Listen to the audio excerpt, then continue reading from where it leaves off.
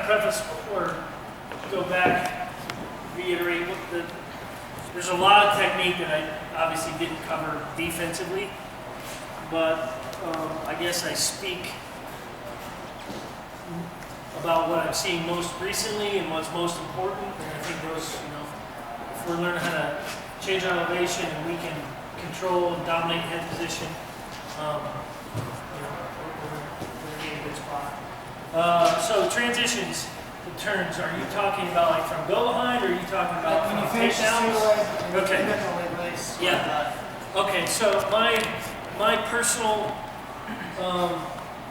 philosophy is as I'm teaching my guys is that no matter what takedown we're doing, about I would say 99% of wrestling we're attacking our opponent's hips, even when it's grappling and I'm arm throwing. What I'm trying to upset is his sense of balance, his hips. So my leg attacks, all my finishes, I want to be going up and through the guy's hips, whether it's high crotch, whether it's double leg, whether it's single leg. So sweep single, to me the sweep is a finish.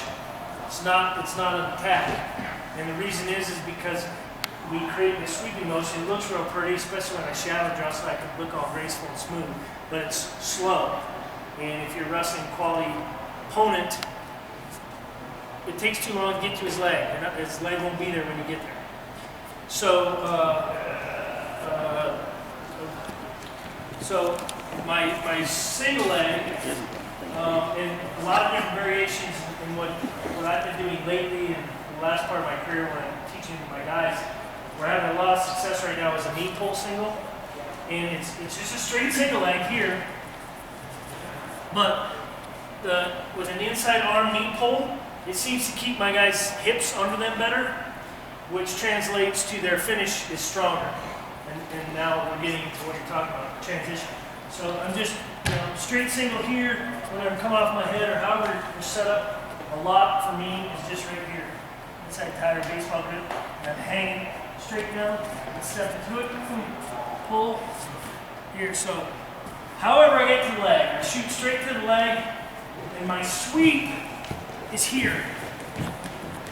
I'm sweeping to beat the corner, but my shoulder pressure is into his thigh, in and up through his hips. So what that does is it puts me in this kind of a position. So now you can see where I'm going. There's my transition. I'm going in and up through his hips, which is elevating his hips, which opens a door for whichever turn I like. So right here, simply, it's real natural to go right into my lace. Plant my shoulder below the guy's butt, and this leg, on basic lace, I always want to attack above knees. So a lot of times, I'll end up here, or come up to the feet code. We get a high level single, and then he bails down, and I'm way down here on the ankle. I have to crawl up this leg like a rope. So I'm above his knee with my arms, and below his butt with my shoulder. Right here. Climb up it, I'm still going forward and into him, and then I'm attacking the other side. Above the knee, boom. Right into my lace. As I transition up to my feet, climb up, my shoulders below, not in the butt, below the butt. Has to be right where, cheek and hamstring meet. And I'm driving forward. This is the biggest mistake here, is I'm circling, trying to get this leg over here. I'm reaching and trying to do this, and he's going to spin with me all day. As soon as I drive forward, I have short appendages here. Hard for me to reach this. So I drive this way through his hips to keep his hips elevated.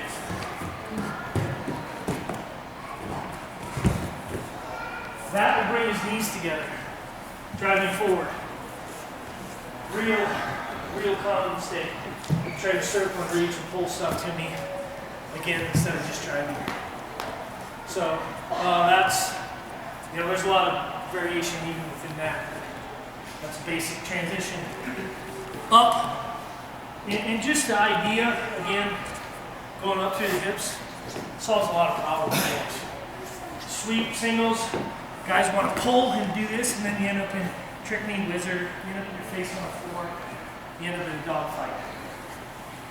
If I program myself to go in and up, whether I'm here or here or here, I'm going in and up through his hips, I'm going to be in a strong position. So in and up.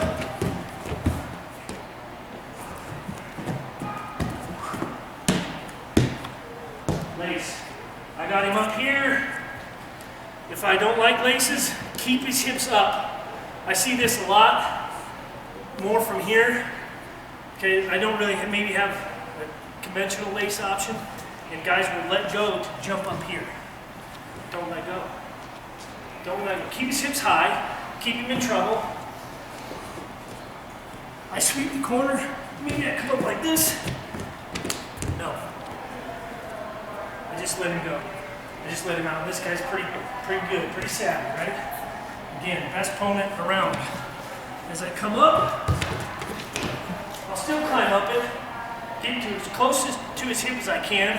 Here, here, and now I can go boom here. But more so than this kind of stuff is I want a good deep waist for my gut. His hips are high, and I like to, from here, I rarely go near side because it's a habit for my shoulder to slide off. I'll go this way and I'm in trouble.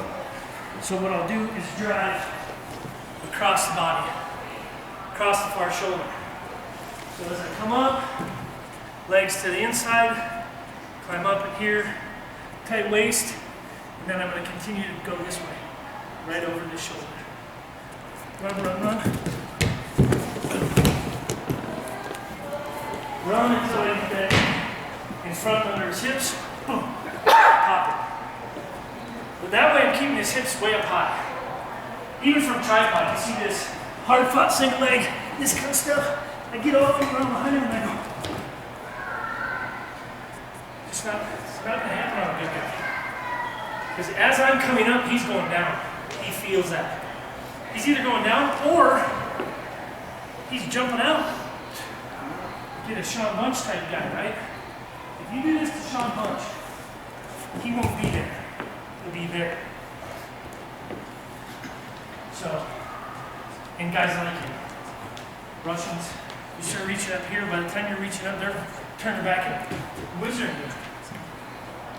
So, even if I want to gut, here. Keep his hips up. If I'm a folk style guy, I'll do the same thing. Keep his hips in the air. Come up. Leg jerk. Put my step with a leg jerk. Works just as good in freestyle as well. I want to, again, just like my lace, I want to be above the knee. So I'm going to climb up to his hips. And I don't want to be reaching with my feet. Same way I don't reach with my hands. I'm going to walk up. I'm going to scoot with my heel as high to his hip as I can. And I'm still going forward across the far shoulder. Specifically with Turks, I don't want to go perpendicular because I'll get rolled through here. As I go down, momentum carries me through. So I want to be parallel to his body.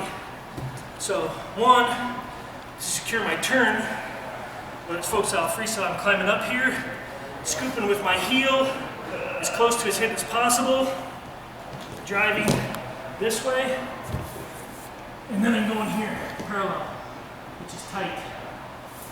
Okay, sometimes as you cross face this shoulder, my arm's in front of his shoulder here, and I may raise up.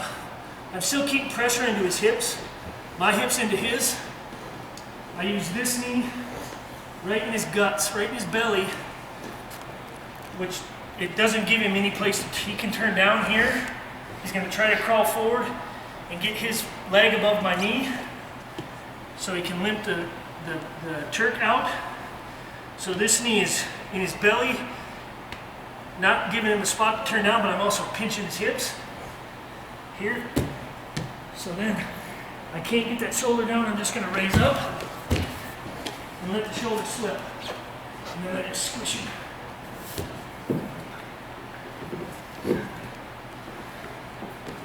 Here, maybe it's arm Turk. Arm Turk's more from like a driving finish, but I think they're another overlooked opportunity for us. I'm finishing here. He turns away, like an arm Turk, maybe right. He turns in, arm Turk, and then walk the leg Turk up in there. Off my transition. All of it coming from having his hips high in the air. That's all off head to the inside, which is the most common. But from double leg, same deal. As I'm driving through, and I right into my Turk. It's good. He goes that way. I'll pull him back. I might go here. Pull it out. Table it up on my knee until I can settle. From high crotch double leg, transition, probably smoother into our tight waist for folk style or a gut wrench for freestyle or Greco. Double leg and a high dive, same thing, right? If I'm a Greco guy. He's going down, I'm driving whether I'm here or here. He's going down. On my takedown, on my finish, I really want to emphasize keeping my hands below the butt until I planted his hips, until I planted him. Most of the time, we lose something midway because we start reaching and we're up too high. I'm giving him too much of his own body back. If I get to here, I'm ahead of him and I own him. I'm not going to go here and give it back. So I'm going to drag through, right there. And then I'm hopping. And I'm going to continue to drive again in that far shoulder. Forward. If I'm going left, it's 10, 11 o'clock. If I'm going right, it's 1, 2 o'clock. And I keep going back to it, but it's the most common thing I see, the most common mistake is we do this.